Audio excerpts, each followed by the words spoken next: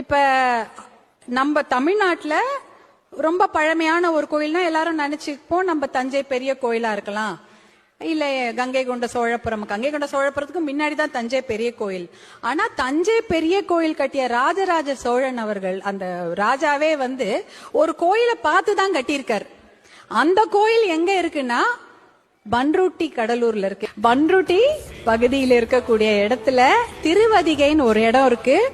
அங்க ஒரு கோயில் இருக்கு. 1300 வருடங்கள் பழமையான ஒரு கோவில். வீரட்டானேஸ்வரரும் பெரிய நாயகி உடனுரை அம்பாலும் கூடிய ஒரு கோவில் இருக்கு. அதை கட்டியது ஒரு பல்லவ மகாராஜா. இந்த கோவில்ல சிறப்புனா அந்த கோவிலுடைய கோபுரத்தோட நிழல் தரையில படாது.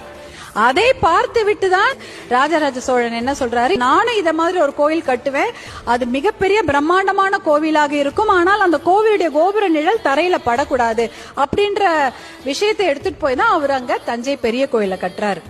இந்த